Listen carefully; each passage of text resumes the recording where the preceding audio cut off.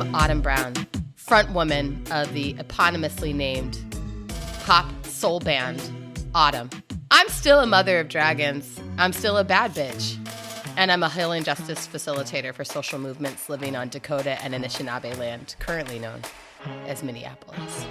Who are you now? Same old, same old. Regular Adrienne Marie Brown. You know, I write stories. I still write songs. I still live in the land of the Shakori, Screw, Discord, and Lovey Peoples.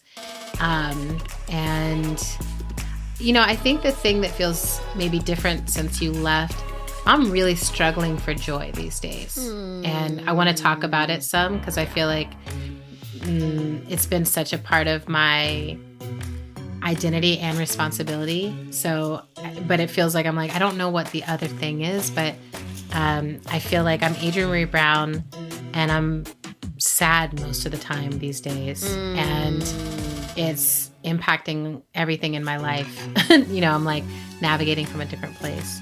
Word. Yeah.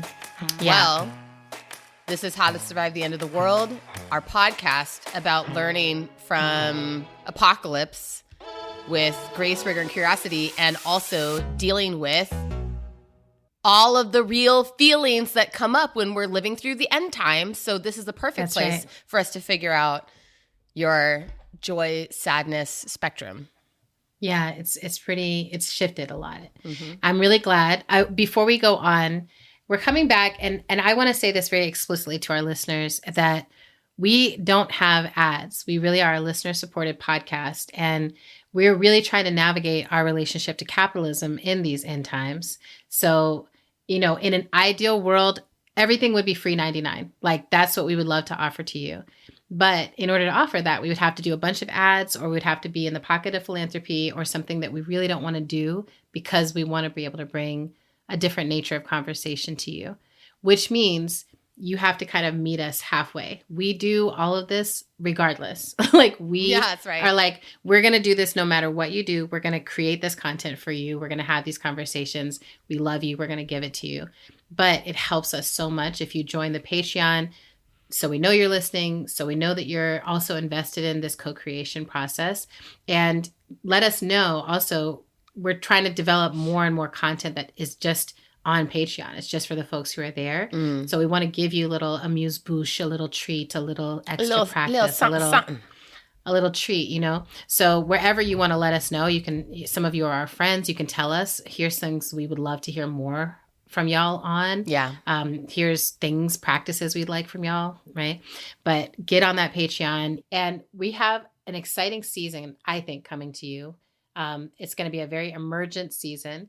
But before we jump into content, let's check in. Okay. It's been a long time since we talked. I mean, it's been not like you and me. Since you and I. But like, I'm talking about them. But it's been a long time since we've talked to each other in this way. In this way, in front of them, and in front of them. And with them. You know, it feels like whenever we're talking this way, I feel like I have to let it be true that they're with us. Yes. Do you know what I'm saying? Oh, totally. That like I can feel like, oh, you're with us. Like you're nodding along and like I know how I am with my favorite podcast. And I'm like, I know that the people who show up here are like talking back. Girl, what? Having opinions.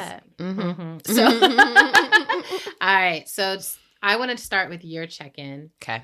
Because I just came home from getting to see you step into your rock star full embodiment. Woo! And it was outstanding. And I imagine there's for me, there's always a come down from a massive step like that. And so I'm just like, you use your whole sabbatical for this caterpillar to butterfly thing that you did in Rockstar Life. How are you doing? Yeah. Well, I mean, so for our listeners, the context is that last week my band and I went into a week-long artist residency at a local venue here in Minneapolis called the Red Eye Theater, which offers curated rentals. So we rented their space for a whole week and gave ourselves a residency experience so that we could stage a live show. And then we did 3 performances. We did a preview performance that was for an intimate small audience. And then we did 2 actual ticketed performances for larger audiences. And it was our first time performing the fullness of the music that we've developed in a live context. And it was incredible. It was incredible. And there's so much that I could say both about what that process was and how it felt for me to be inside of it, of course. Yeah. And I guess the thing that I want to presence in this moment right now is that I had so much fun from the beginning to the end. From the moment that we loaded into the theater till the end of the show, even as I was mopping the space, the final night we were there, you know, one of the things that you have to do with the curated rental is you have to clean the space at the end. And so it was like down to me and one other member of the band at the end of the night, and our amazing tech engineer, Matt Regan, who was like with us. He was with us the whole week too. So it was like there were 3 of us left in the space. He was like wrapping up cords and turning things off, and I was like mopping. I bet you learned something about that. Oh, yeah. I was like mopping. Like, I'll never be mopping again. Don't want to. You know, although actually it's funny. It's like there was something that actually felt, you know, there were several people in my life who were having a reaction to the fact that I was having to mop the space. But for me, there was something actually that felt like deeply meditative and completing about basically doing this like repetitive motion of going back and forth across the entire physical space one last time. That's that dojo cleaning shit. it. Yeah, it felt like a dojo thing. That's that Absolutely. dojo shit. That's Absolutely. like, oh, I might be the star, but I'm also the one who mops. But I also have to clean. Yeah, it's like you sit and you sweep the garden, as we would say in the Zen community. So it's like that's part of the process. But even in that moment, I was tired, but I was so happy because I had so much fun. And I did go through a window of time where I felt very, very stressed about the show. Most of that stress I actually experienced during the month of August. And so it was cool to actually get to go through the experience of staging my first really big live show and to feel in my joy basically the whole time. And it was really exhausting. Vocally, I was so tired by Sunday that I was actually relieved that the run of show was over. I still feel really, really tired in my body. It let me know a particular way that I'm going to have to level up as a performer, because ideally next summer we'll be able to tour, and I'm going to need to prepare myself physically and vocally for a tour experience. That's right. So that was a big learning. Well, now you know the magic tea. Now I know the magic. Thank God for you. Adrian rescued me on Sunday morning. I was like, oh, wow. I feel really, really exhausted, and I'm nervous about how I'm going to sound. And Adrian made me this concoction that was like throat coat tea with like a dash of apple cider vinegar, a dash of lemon, and a ton of honey. And it got me together and warmed my voice right up. It was great. Has worked for many vocalists in many decades. It was cool one of the things that's been so dope about the whole last year of making music and getting to focus on making music is getting to really feel like I'm in the pocket of the thing that I'm best at. And like and not just the music part, but the whole of the process. Because when I'm in the studio or when I'm in the theater doing this kind of work, I'm getting to use all of the skills that I have anyway, my organizing skills, my facilitation skills, my communication skills, my relational skills. Like I get to bring all of it to the table in service of making art, which is my joy. And so I multiple times over the last year. And then I'm getting to work with people who bring such a high level of excellence and rigor to the work. I mean, my team, the team that I've worked with to produce this music and the team that we put together for this band is like some of the most rigorous and excellent musicians I've ever worked with. And so it's really what's the opposite of a perfect storm? It's a perfect It's like a perfect garden. It's a perfect garden in which to Yeah. then get to play. I got to feel like a sense of real play. Yeah. So the, annihilatory panic and nervous dread that I anticipated feeling the day of the opening, I didn't feel it. I wasn't afraid. I was so delighted. Don't be afraid. Don't be afraid. I was so delighted. And I got to just really express things on the stage and be who I really am. Ooh. I was like on the stage being like, this is who the fuck I actually am. This is who the fuck I actually am. So it was beautiful. It was really beautiful. And Sunday night we had a sweet little cast party at my house with pizza sponsored by our parents, who Yay. also were at the cast party. It was the sweetest. It felt like high school. And so I am really coming off of that, the sweetness and exhaustion of all of that, but really feeling, in this moment, I'm getting to really feel a sense of accomplishment. Yes. I was worried that by this point that I would feel like, oh, I need it to happen again immediately right now. And instead what I'm feeling is, that was perfect. That was great. That was a great start. And I'm so excited to try again in a different venue, to get to pull this band back together in a different context. And I'm excited to prepare my body for the next version of this. Yeah. Well, the thing that keeps crossing my mind and keeps like just filling up my heart is when you sent me the video of You Were the One, you just singing it with the piano. Mm-hmm. I remember there being like, there's a smile on your face that I've never seen before. That's and I think right. I told you, You I was said that. like, girl, there's this look on your face that I've never seen before. And that was on your face the whole performance. Wow. Like you just kept, it was just this deep, satiated, joyful, like I told you, you were the chariot rider. Like you were just like, I am joyfully in charge of this thing that is here to heal people. Mm-hmm. So it's like power in the use of good and power in the use of connectivity. And it was also such a joy to get to witness you with your kids. I got to see the show twice. So the first time I just got to be in my own experience of sitting and watching it with our parents, holding their hands and crying ugly cries because that's what your music does to me.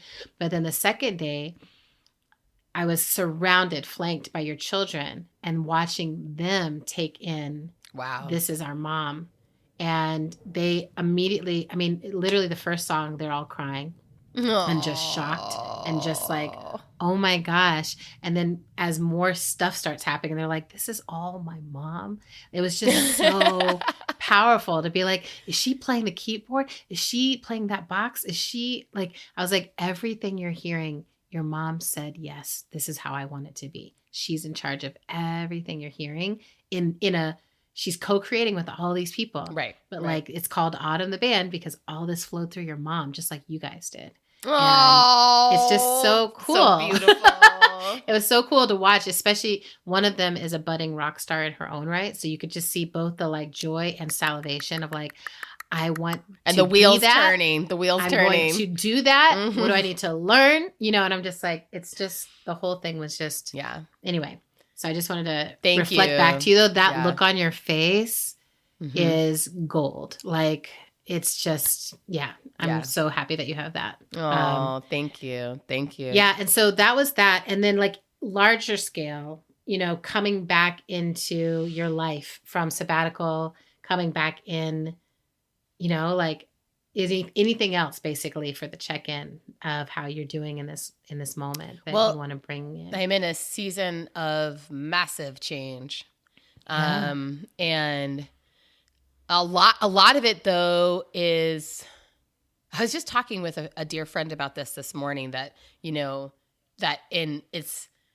that's in my life and this person's life and so in the lives of so many people, this like fractal feeling, as you would frame it, of oh, all of this stuff is happening inside me that feels like it's mirroring what's happening on a global level, what's happening in my community, what's happening in my friendships, you know. So I'm experiencing massive change inside myself. I am going through something that I would say is kind of like a falling apart of my worldview. And which I've been through before, you know, it's, and may it be so, I'll get to have my worldview fall apart and get rebuilt several times over the course of the rest of my life. You know, I don't want to be static. But in terms of like, how do I really understand, or what do I really believe is freedom? And how do I really understand, or what do I really believe about how we achieve it? Is I'm in a process of really big shift and change around. I'm finding that my, you know, and so there's a realignment that's happening inside of me around like, what is it that I actually want to be practicing in my life, in my relationships? Who do I want to be practicing with? And I'm trying to really take my time with it and go kind of not go slow, but just go at a speed that actually will make sense for my life, you know? Because there's, you know, there's change and then there's responsibility. There's change and responsibility. And one of the things I'm tuned to is that, you know, I'm going through a lot of big changes inside myself, and I have responsibilities to show up in a particular way for my children, for my family, for my colleagues, for my artistic collaborators. You know, like I want to be very demure, very mindful. So, which is so funny from you. Okay, great. Exactly. Like no one has probably ever used those words to describe me. Yeah. So that's how I am right now. I mean, I would say, you know, the beauty of a sabbatical is that, as you know, it's most of what you're getting from the experience, you don't even realize until like long after it's happened. And so I'm still definitely figuring out. One of the things I might have mentioned this when we did the sabbatical rapport back in May or whenever that was. But yeah, I feel like one of the big things that I'm noticing, my opt-out measure is really, I feel really attuned to how many and varied are the conditions in which I want to opt out of conversations. You know? It's like, oh, I don't need to be present for that. I don't care about that. I don't have an opinion on that. I trust other people to make a decision about that. It's not for me. And sometimes even, I mean, I often tell my sweetheart this. I'm like, oh, my love language is having food ordered for me. Like I actually love not having to make a decision about what I'm eating. Yes. So, you know, please don't feel like you ever have to consult me about that. So, you know what I mean? It's like, I'm like, there are so many parts of my life where I'm really tuning into the, you know, there's different ways of looking at it. Like one way of looking at it is, oh, I have decision fatigue because I have to make so many decisions every day. And that's true. Yeah. But there's another way of looking at it that's like, I have so many opportunities to opt out. And I'm just taking every one that I can. I do want those. I actually want every opportunity to opt out of having to make a choice or have an opinion. Yeah, that's powerful. Yeah.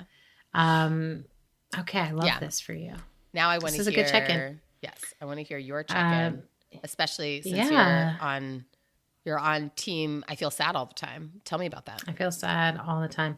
Well, you know, it's actually, I'm 46 now. You know, I turned 46 a couple weeks ago, and I went off by myself. I sat down by myself by the ocean and just got to listen.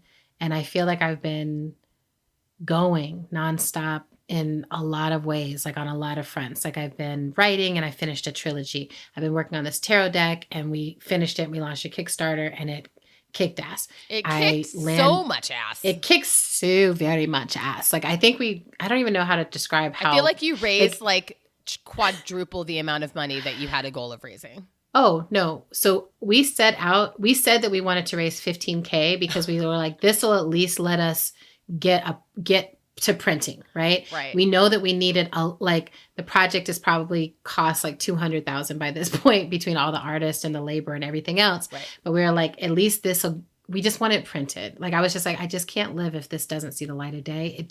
It's so gorgeous and we just need to get it printed. So we set out with that. We closed out like at $165,000 or something, wow. Which is like, we're going to do a massive printing with all the bells and whistles, the gilded edges and the box and the ribbons and the bag and all the artists. 11 times the amount you Thank raised. you. I was like, what is that? The amount of money that you set a goal of raising. Thank you, sister. That's Math. incredible. So, I mean, I have a calculator right here. So, oh yeah. So I was like, girl, your brain. Okay. So, but so it's been like this, my work structure feels like it's really working. I landed with a new agent who just feels like she loves me and loves my work. And I had publicity for the release of Love and Corrections. I've been book touring it. Like so much is going beautifully and well in my life. And I had this exciting experience where the two people who have been my core sweethearts met each other. Like it's just been like nonstop, like sweet, good. And achievement and landing stuff, cuteness, right? Mm-hmm. And inside of it all, I'm feeling devastated because there's all this devastation happening and I'm up close to it. So I had this, I haven't got to really talk to you about it, but I had this moment, like I ran into a wall basically, and it showed up as a conflict with someone close to me that was purely like me just going, blah, blah, blah. Like I just created a condition of conflict. And then this person was like, Adrienne, no, that's not what's going on, but I am worried about you. And I was like, oh, huh. And then I peeled that back and I was like, the reason my brain created this conflict was because I'm so angry and I'm so hurting and I need a place for that to go, right? Yes. And I need someone who I can just be angry at and be hurt by who would actually like listen, because working on Palestine for this past year has really changed me. It has really changed my sense, like, and not, like, I think I've held the theories, right? I've been a post-nationalist. I understand that our nation is a capitalist, imperialist nation. Like, all these things are in place. But I just never expected to stand next to other people looking at something so overtly wrong and have those people argue with me or have those people make a case for why it has to continue. Yeah. And then to have a situation where like, and there's no way out, like there's no real exit strategy for those of us who care about this issue. Yep. We can't stop the harm from happening. There's, I've been doing this election series and it's like, and I think I started it like someone tell me that there is a way out and there's not, right? There's a lot of ways to lose right now. And it's just sort of like, which way do you want to lose? And, like which loss feels like it gives you the most territory to continue fighting, which is That's a Tinder, good way to frame it. right? That's a good way to frame it. Yeah. But for me, I'm just like, I'm such a miracle-based person and a joy-based person and a connection-based person. And I have found myself walking around in a state of trauma. Like anytime I leave my house, I'm like, someone's going to shoot this place up. Anytime, like I'm often find myself sitting with people and like looking around for snipers. I often I'm driving around and every bag of trash or anything on the side of the road, I'm like, that's a person. And it's like, my brain is like, something's happening where it's just like the overlay of war is just always with me right now. Yes. And I had a therapist I was working with who probably wasn't the right therapist. She was doing a lot of great support for me around like disordered eating stuff. But anytime I would try to bring in like, here's what's going on in the world, she's very much like, that's not your responsibility, or like, that's too much to take on. And I'm like, I understand what you mean. Like, I can't save the world. And everyone has told me that forever. My whole life. My whole life, everyone tells me I cannot do it. And my whole life, my calling is to do it. Right. And that feels like that Buddhist thing, you know, that's just like, you have to pour yourself completely into trying to save every soul on earth, and recognizing that you'll never be able to save all the souls on earth, you know? Indeed. And that it doesn't make me better or worse than anyone else. It's just like, that's what I'm called to do. And so I have to find ways to keep doing it, but it has been really hard. And, and I think what had happened was I was like, it's also external. Like, I've been living out of my body, you know, just like I wake up and I travel across to Palestine basically every day. Yes. And I go and I live there and I watch what's happening and I grieve what's happening. And then I also try to like maintain my life here.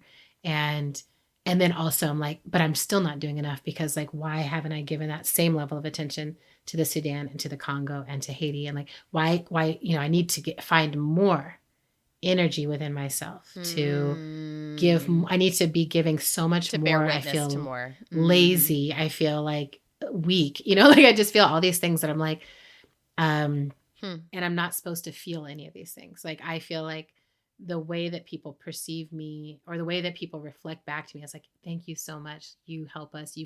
You're helping us get through this. And I'm like, girl, I don't know where I'm going. Like, right. I don't really know where we're going. Like, get through to what? I was like, I don't know. I don't know, but I don't, you know, like, I have all these ideas for like what I can feel in my body. Let me say it that way. What I can feel in my body is that we're supposed to be interacting with each other in such a different way than we are.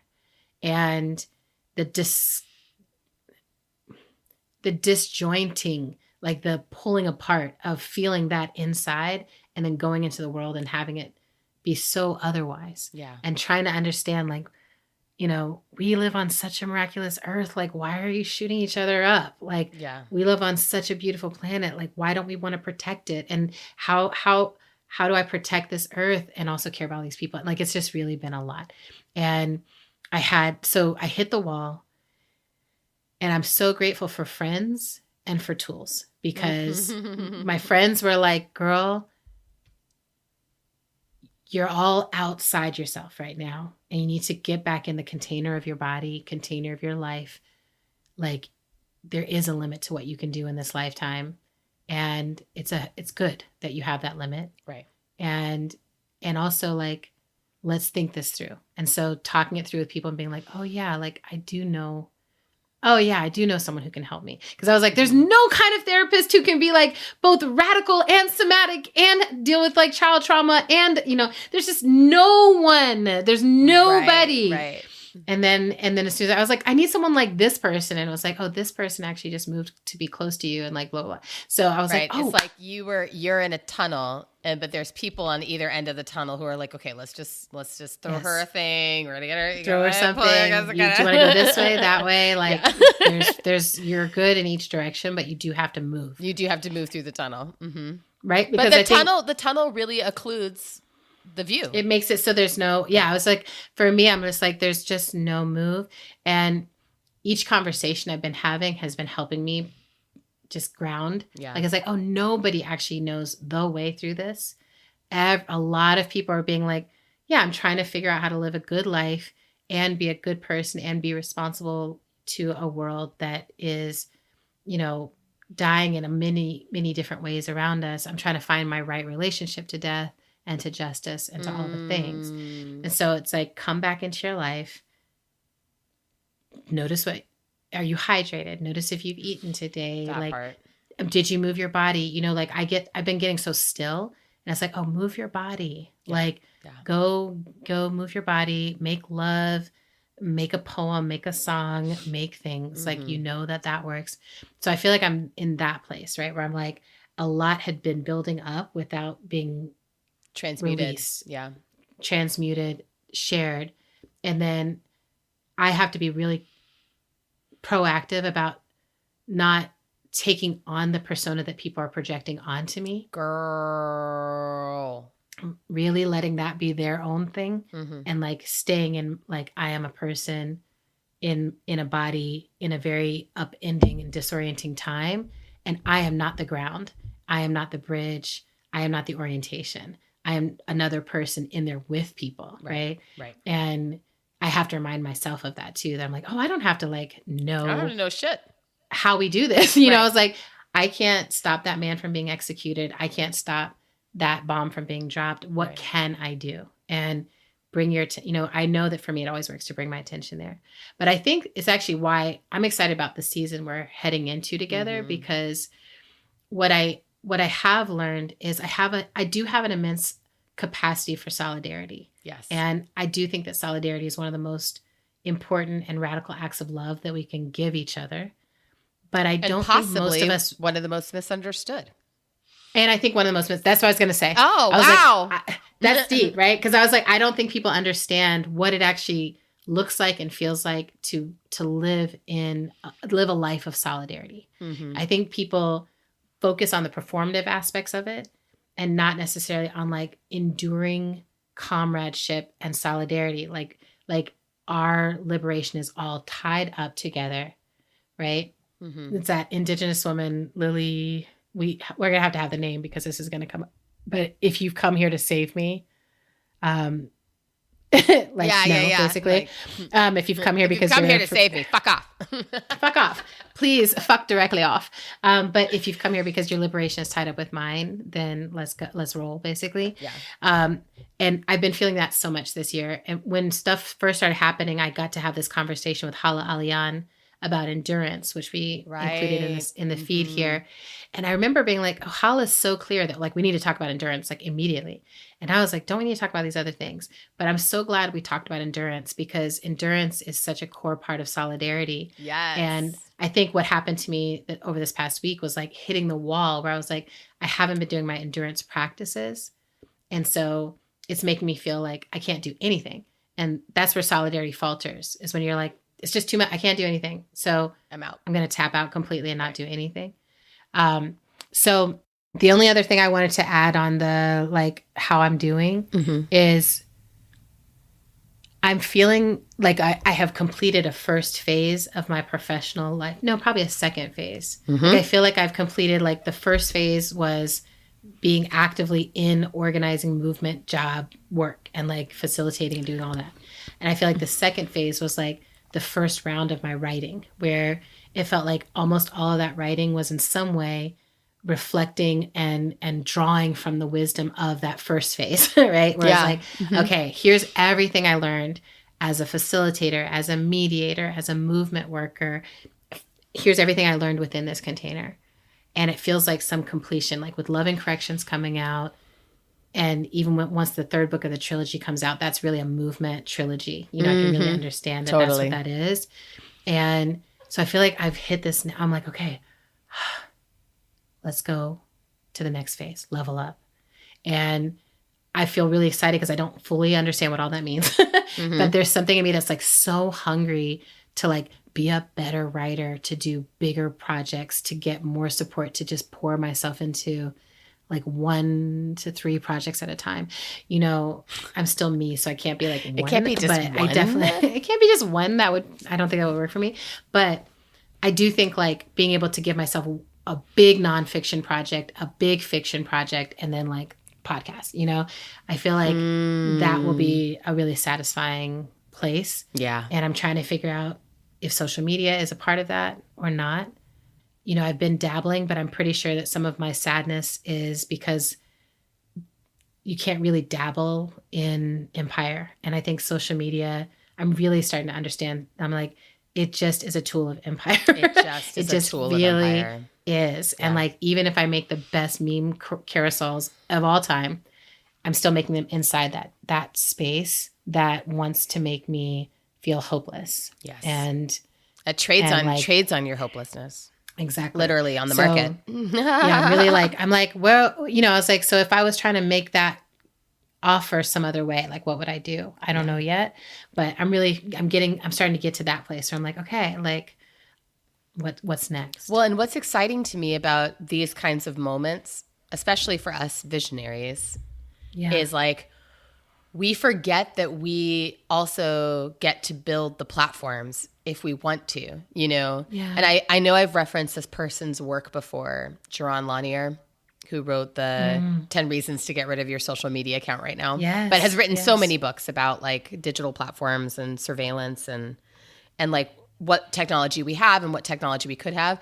But the core argument that he made in that book was like, if people don't leave the platforms, then no one will feel motivated to build new ones that do something different. So there has to be a mass exodus of people who are like, no more of this. We want something else, in order for there to be like market motivation essentially for building the other thing. But then there's also the element where it's like, we are so much more at choice than we realize. And I'm excited to continue in a dialogue with you about this in particular, about like, well, what would it look like if some of us really took seriously that like there needs to be a social network, and it could actually function completely differently and be funded completely differently. You know, like what are some of the possibilities? Not that people aren't trying, like there's definitely been plenty of experiments, but that wasn't the main thing I wanted to respond to in your share. There was something else I wanted to name that was like a visual that came to me about this thing that you're navigating of like people wanting to kind of orient to you as the one who knows, and you really wanting to be able to claim the space of like, I am also just a fucking person in this world trying to like figure shit out myself. And the image that came to mind is like, it's an image I often hold in relationship to like learning new skills, which is like I'm in the dark. I have a flashlight. I'm pointing the flashlight behind me to show whoever's behind me the path that I just figured out how to be on. Yes. And then occasionally I have to point it ahead of myself so that I figure out the next few steps, and then I point it back again, you know, and it's like we are all in that same darkness together. Yeah. And, you know, you have a very bright light. And maybe your light shows more of the path than like other people's flashlight would show, right? Which is great. That's so wonderful for you. You're still just holding a flashlight. And like sometimes it's helpful. Sometimes it's helpful. I think even if just for yourself, and this is what you're doing already, but it's helpful to remember, it's like, the people who see the light don't necessarily even know what the source is. Right. But that's right. You know what the source of the light is. I really love this because I keep thinking about, you know, I tend to go cosmic, but I think it's the same thing, cosmos. I'm just like, I'm a sun, which seems like a really big deal if you're in this solar system and you're like, this is our sun in our solar system. But really it's only impacting like the 9 planets, because I still say Pluto is a planet, the 9 planets that are right here that are in orbit. Yeah, I'm like, fuck you guys. So, you know, but it's really like, I've got my orbit. But like, if you go to 2 galaxies over, our sun doesn't look like anything. Like, it's just like, you don't even see it, our sun, right?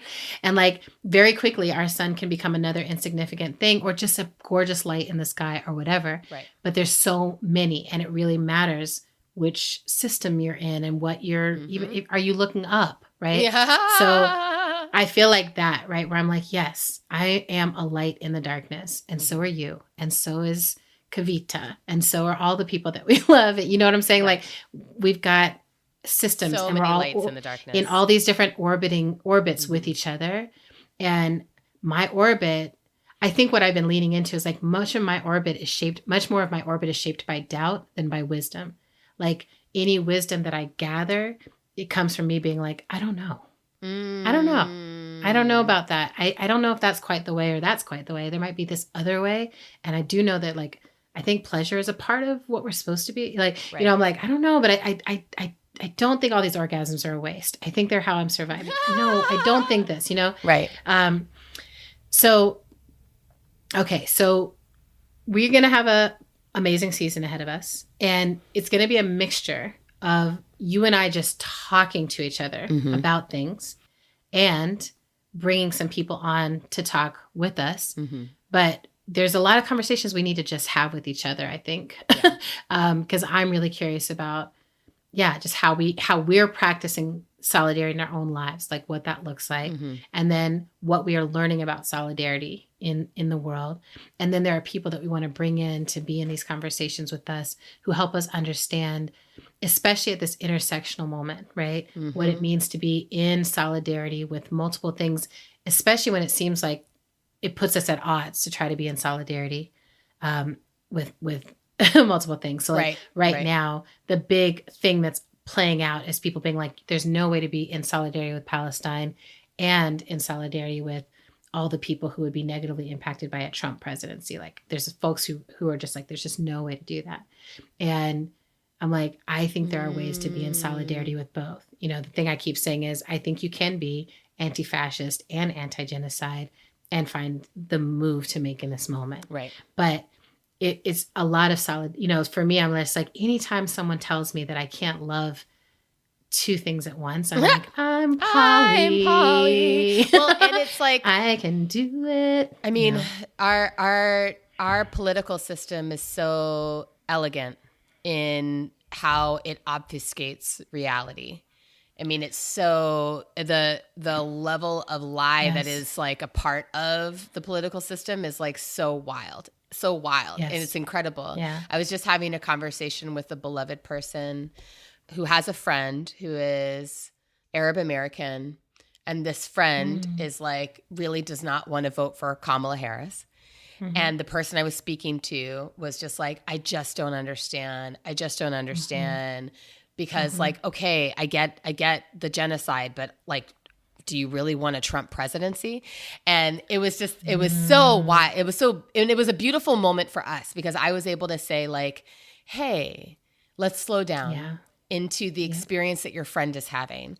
Can you imagine how gaslighting it is to be living through a year of a very explicit genocide against your people and to be being told on all sides by everyone that the administration that is committing that genocide is the one that's going to protect your interests, right? So let's just slow down and just imagine the fundamental gaslighting that person is experiencing. Yes. And then from there, from that place of being able to imagine what it looks like to be confronted with those options. Yes. The difficulty of trying to have these conversations at all is that people hear you say anything about either party and they automatically think that you're advocating for something, right? And so for me, there's this thing of like, can we slow all the way down and first pay attention to what do you think that person is hearing? Yeah. What do you think that person understands?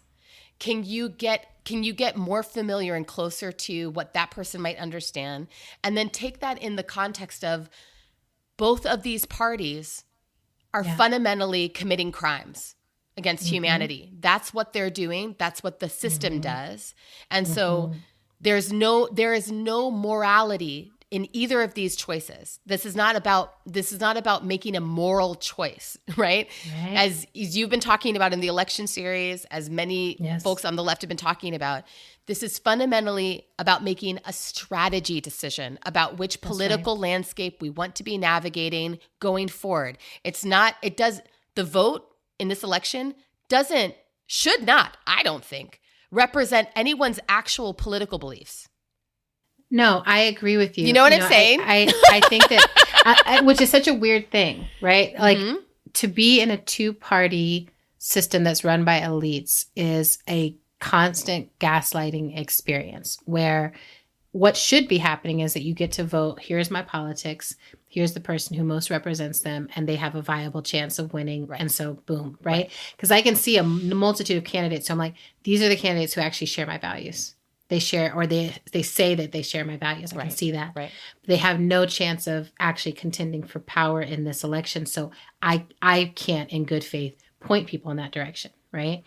Like, but the hardest thing I keep landing on, I've woken up with this thought in my brain, is in a two-party system that's run by elites, you can't punish the current administration without punishing yourself more. Exactly. Right? So what we want to do is be able to say, we want to punish the Biden-Harris administration for this genocide that they are still sending as many resources to as quickly as they can. We want to hold them accountable. We want to stop it from happening for what they've done. But because the system is set up the way it is, the only way we could punish them is to create worse conditions for ourselves. And there are some people who are like, shit, that's the way then. And I'm like, at this point, I'm like, I'm not telling anybody else what to do. That's actually not, this is what I mean with it. Like, I have done my research and I am sharing back with y'all. Here's what it is. Right. I have had these conversations. I'm like, every single person that I respect on these matters who is a strategist, who does large scale base building and large scale movement building for the most impacted people in this country right now, is saying block MAGA and build the left. Right. They're very coherent about it. And so I'm like, okay. It's a very clear strategy.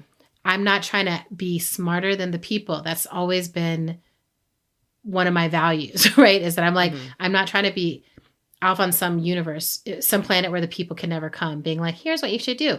I'm like, where are you? Right. What are the concerns of you and your community? Right. How are you going to take care of yourselves? Right. And part of, I think this is really where we're going to be heading this season. Part of the strategy is to say, right, we're blocking MAGA, we're blocking fascism, we're building power.